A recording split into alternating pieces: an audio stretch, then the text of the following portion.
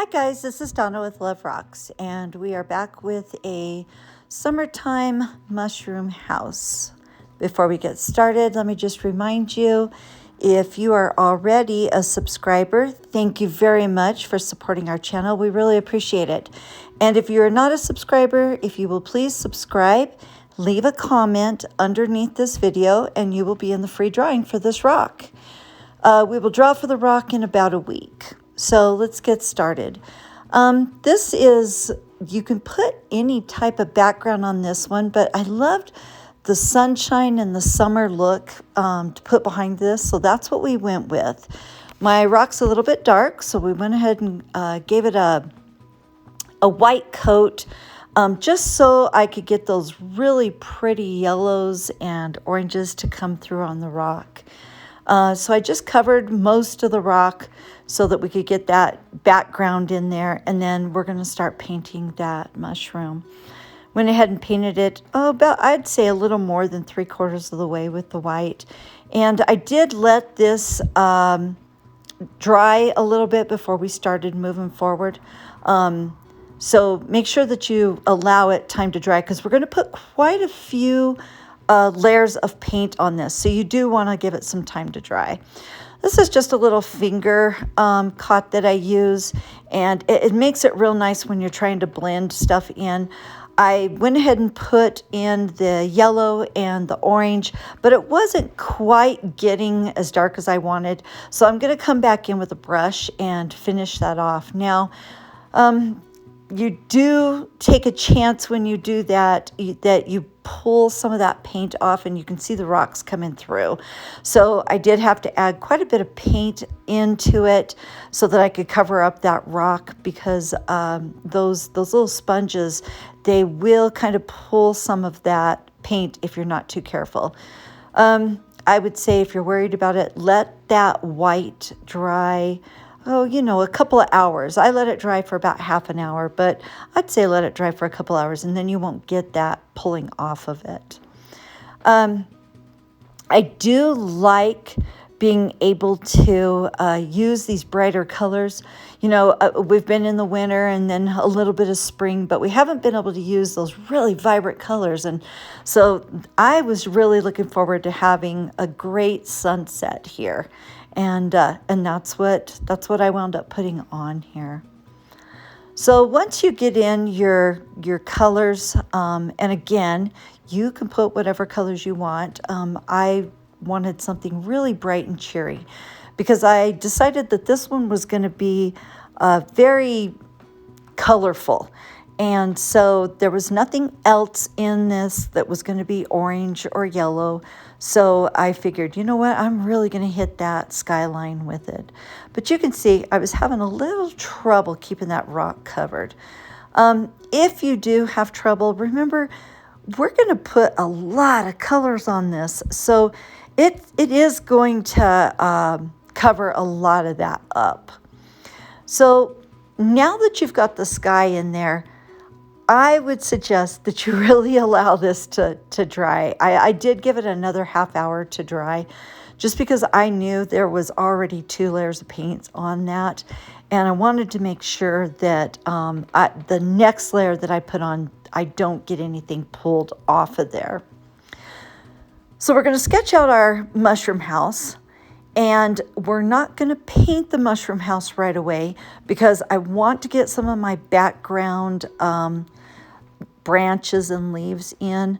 If you're thinking about a little tiny mushroom house, it's down in the grass, and you're going to have, everything's going to be above it. It's going to be so tiny that everything around it is going to be above it.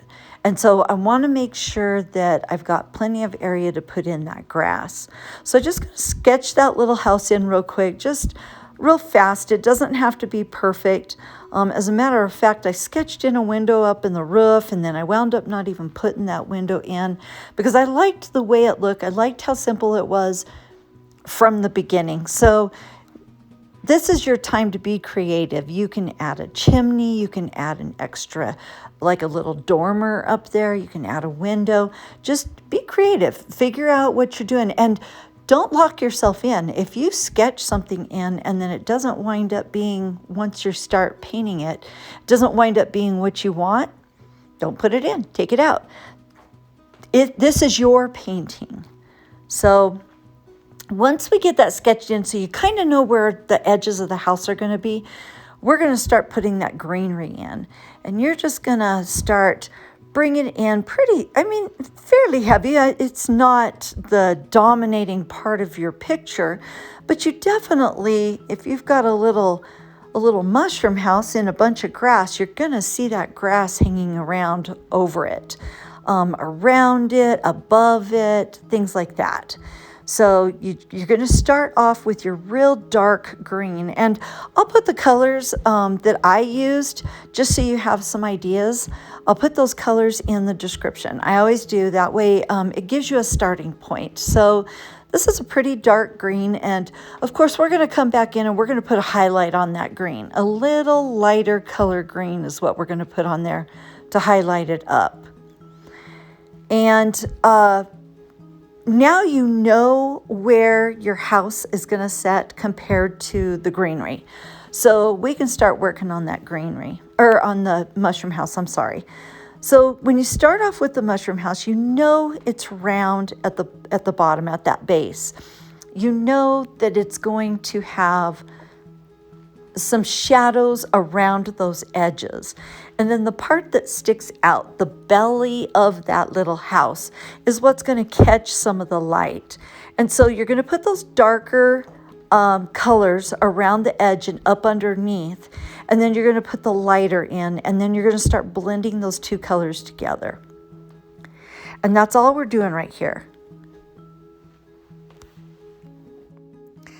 And then once you get that dark and that light in, you're just going to bring them together and, just play with it. You can see it takes a little bit of time. Sometimes you'll get too much light in there and it won't give you that appearance of a round edge. And sometimes you'll get too much dark and you don't have that shiny spot. So you go back and forth with it until you get it where you want it. And you're going to have, just that illusion of that piece is kind of sticking out. And that's why that piece right there in the very front is going to be lighter than the edges and up underneath the front of that mushroom. Now remember, we're going to put a little door in there. Get close to the door, but don't make yourself crazy over, stand in the lines, because we're going to go back in and we're going to fix that door. And down at the bottom, that does need to have some darkness down there. So don't forget the bottom of that, the belly of that mushroom is going to have some darkness. Now to do the door, I just did like a little bit of red and a little bit of brown together and kind of made a reddish color door. And then we're going to go back with the brown and we're going to put like some little stripes in it to make it look like wood grain. So let's just get that painted in the color that you're going to do.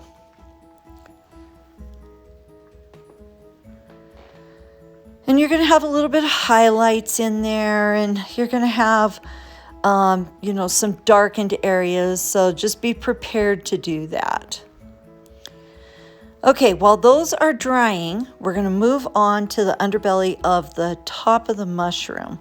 So the underbellies are usually white, but that's in a shadowed area, so it's not going to be like a white color. There's going to be a little bit of gray to it. So get your white in first. And then we're going to start shading it. And of course, the areas closest to the mushroom is going to have the heaviest shading, and then the areas coming out is going to be a little less shading. And if you kind of think about how that mushroom is bending right there, that's where the striations are going to go, is in the line of those bends around the edges right there. So just kind of keep that in mind. Now, the top is not a solid red. I kind of wanted to stay within the same color scheme, so it's mostly red with a little bit of brown added to it, and a little bit of white, just to give it a little different color than the door, but to stay in the neutral colors. I kind of like neutral colors for these little houses. I have seen them done in different pinks, different blues. I've seen them done in a lot of colors. So you pick your color. Now, those striations. So you're going to start with the darkest brown that you have, and you're going to start putting in those striations up and down motion, kind of in a curved motion around the edges. And then we're going to go back in and we're going to do a little bit of black as well, following that same pattern of striations. And that's going to give you, that look of that it's not, just all one color. It's not all one texture. It's going to give you a little bit of textured look. Now, you'll notice that it's a little heavy on the texture, the way it is right now. So I did come back in with a soft brush, and I took my brown and a little bit of water and just kind of got it real watery, and went back in and softened up some of those edges. And then, like I said, I did add the black in there too. Make sure that you keep those striations away from the light colored. You can have it drag into the light in a few places, but whatever you do, you just work so hard to get that light in. Don't pull away from that light color around the door. But if you feel like the texture is too textured, you can go in there and kind of mix those colors up a little bit by putting in a little bit of watered down paint in those areas. Works real well. You'll have to kind of play with it. If something happens, you get too much dark. If you get too much dark on it, then take your brush and work from the door up and from the door out on the sides, and bring your light back in, and you can brush that light into the dark, and you can take out some of that dark. So there's nothing that you can't fix. If you get too much dark, you just brush it the opposite direction and put the light back in. If it gets too light, you brush it the way you were to begin with, and you put the dark back in. Super easy. You just have to play with it a little bit and practice. If there's something that I'm doing for the first time, a particular process that I'm doing for the first time, and I've never done it, like a certain way that I want to shade because I've seen it done on something else, or, I'm just having a hard time putting something in. I have practice rocks laying all over my desk. You can just, while you're sitting there trying to figure it out, reach over, grab one of those practice rocks and just shade it on there. Practice on that rock. You want to do it on a surface that's close to what you're using, such as another rock, because it does make a difference. If you do it on a piece of paper, you're going to get a different feel, and you're going to get, the paint's going to do something different. Depending on what kind of paper it is, it might bleed out, it might sit in a dot, it might do all kinds of things. But if you're putting it on a rock that you're practicing on, it will act the same way it's going to act on the rock that you're doing. So that's why I like to have a practice rock next to me.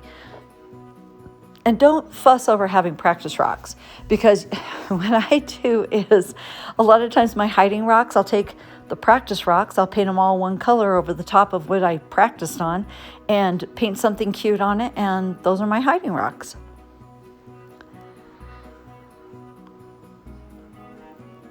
Okay, now you're going to start doing the same type of striations up underneath the edge of the top of the mushroom. And remember, kind of think about how that mushroom is curving when you're putting in those striations, so that you don't just have a straight line. You want some curvature to it.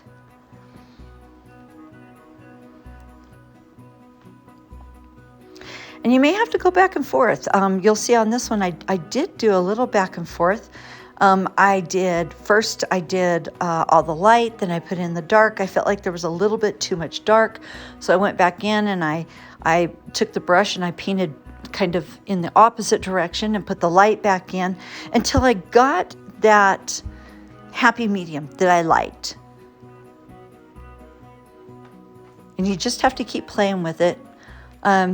Sometimes if I'm really having a hard time getting the look that I'm looking for, and I've tried different approaches, I will put the rock away and I'll start on it again in an hour, 2 hours, in the afternoon, the next day, a week later. You know, you can come back to it if you're just not quite getting it the way you want it. It'll come to you, and you never put paint down on something perfect the first time. There's always going to be, you think it's right, and then you go to paint something else on the rock, and then you look back and you're like, no, I want to add this, or I want to add that, or, there's always going to be something you're going to want to add. Once you get it to that spot that you really, really like it, then you can move on and, not look at it. I've even gone so far as to add things to a rock days later. I've even added to rocks after I've sealed them. It's just, if you decide to do that, if you find something that you just want to fix and you've already sealed the rock, just make sure that you seal it a couple more times over the top of what you added, and you should be fine. I just use a spray sealer, so it's simple, fast, not difficult to do. Probably a little more difficult if you're using something that's a little heavier than a spray seal. Now those little jagged edges along the top of the mushroom are real simple. You just put that in with a little black, make it look like as it was growing, it kind of cracked apart along those edges. It gives you a little more realistic look to your mushroom. Sometimes they can be a little difficult to get in, but just keep working on them, and you will get them. But those are, the tendencies of a mushroom. They will make those little tiny edges like that. So just got to kind of get them in.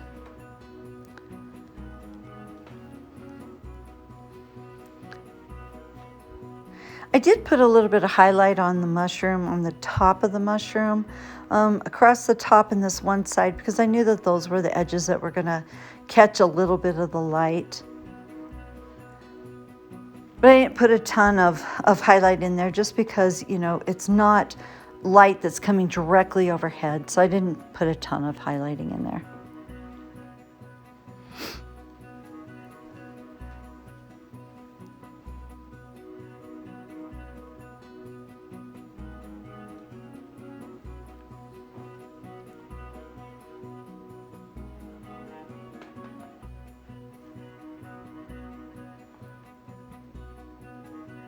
Okay, now we're going to work on that door. And once you get that little bit of wood look with a little lighter color, you're also going to do a little bit of darker color on there as well. And we'll put, on this particular one, I did get the window in before I put too much of the dark. I just put the light on. So the windows kind of got a little blue hue to it. I mixed up a little bit of light blue with some white because I wanted it to be really, really translucent. I wanted it to kind of look like, glass. And then once I got that, I needed it to dry. So I started working on the edge of the door. And what I did was I put in we're gonna put a black edge and then a brown edge and then another black edge. It gives you the look that there is wood kind of sticking out away from the wall of that mushroom, because you've kind of got shadowing on both sides of that lighter brown. And so that's how we're going to put that in there. And then we're going to take the brown and the black, and we're going to start putting in that darker wood grain with some shadowing along the edges of the door and then along the bottom of the door.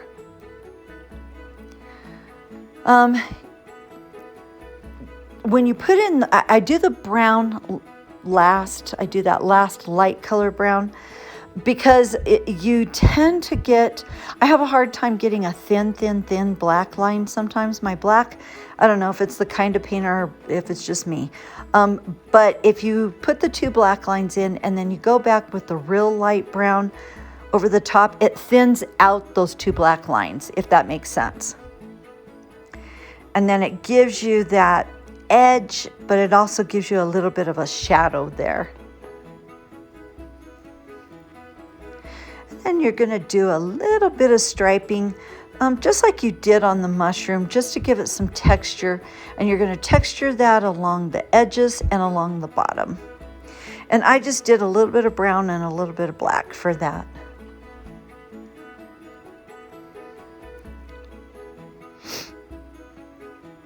And then we're going to go back, and I used the same color that I used up on the top of the mushroom for the edges of the window. And then the two pieces of the window that would be essentially the top pieces, the top one, which would be the curved one over the top, and then the two going from right to left, I did give them a tiny bit of highlight.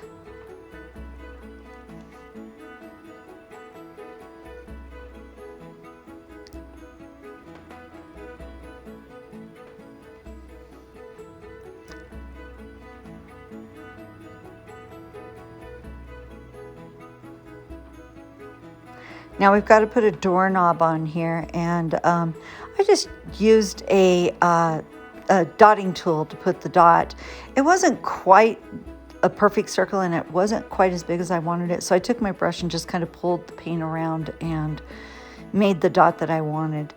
I just did that with white, and then I took a little bit of brown, I think it was black. Took a little bit of black, put on the underneath side of that doorknob, and then just kind of blended it together. So you've got a tiny bit of shadow on that doorknob.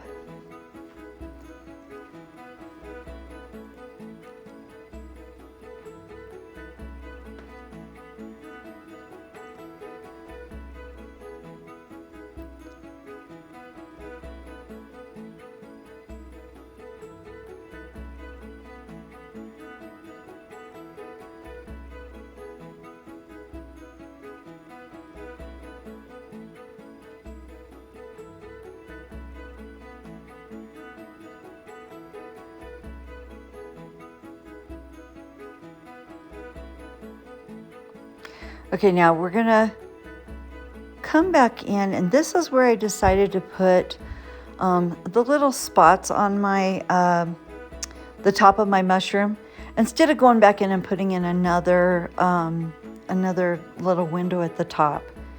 I don't know, I kind of liked the little spots. And then I just touched them up with my brush so that they came up to the edge of the mushroom.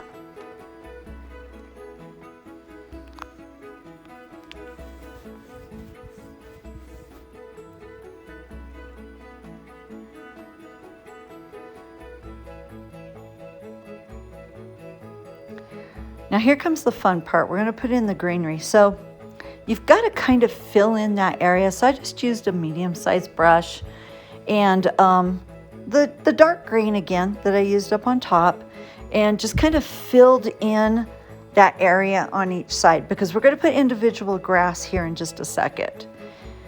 And then what we're going to do is we're going to take the same green and we're going to take the same green, we're going to add a little bit of white to it, and then we're going to kind of go next to the other swooshes of grass and just kind of lay that in. If you look at grass, you have some dark grass in, and you've got some light grass in there. You've got several different colors in a stand of grass. You know, sometimes there'll be a little yellow in there. So that's all we did. And then I put a few swooshes, you know, that kind of come up against the side of the mushroom, and around the edge. You don't have to be too particular about it. Just get those little swooshes in. And then I'm going to go back in with the light color and give that grass just a tiny bit of depth. So we'll bring that in, and then we're also, right at the very end, I'm going to take some black with the green and get some really, really dark. I wanted 3 colors in that grass. So I brought in a little bit of the super dark and kind of kept it around the bottom of all that grass. Now for the pebble walkway out front, all I did was take the light brown and just kind of dab it across there, and then I took the darker brown and just kind of squiggled around in little squiggly areas to make it look like some shadowy areas where the pebbles were. And I know that it looks like I really put a lot of effort into it, but I didn't. That's honestly all you do for those little pebble walkways.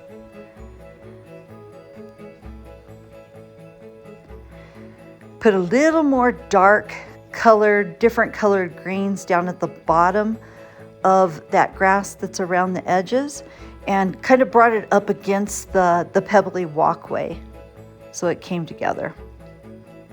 Guys, this is a fun rock. It's an easy rock. It can be done in about, I think this took me about an hour. I hope you enjoyed it. Thank you so much for coming back and watching another video, and I hope to see you guys soon. Have a great week.